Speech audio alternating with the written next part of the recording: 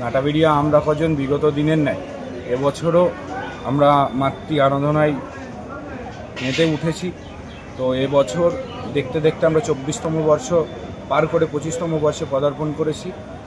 তো 25তম বর্ষ অর্থাৎ রজত জয়ন্তী বর্ষে আমাদের বিশেষ ভাবনা, মায়ের যে 51টি পীঠ আছে তার 25টি পীঠ আপনাদের সামনে আমরা তুলে ধরেছি।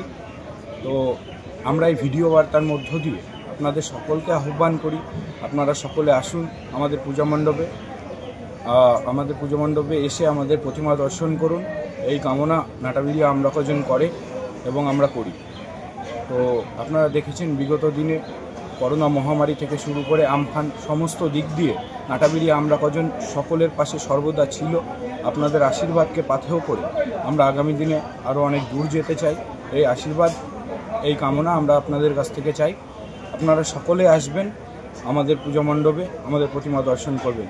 এবং আজ প্রসাদ বিতরণী অনুষ্ঠান তো আছেই, তাছাড়া বিভিন্ন রকম সাংস্কৃতিক অনুষ্ঠানের আয়োজনও আমরা করেছি। আপনারা সকলে আসবেন। 25তম বর্ষ পার করে 25তম বর্ষে পদার্পণ করেছি। তো 25তম বর্ষ অর্থাৎ রজত জয়ন্তী বর্ষে আমাদের বিশেষ ভাবনা, মায়ের যে 51টি পীঠ আছে তার 25টি পীঠ আপনাদের সামনে আমরা তুলে ধরেছি।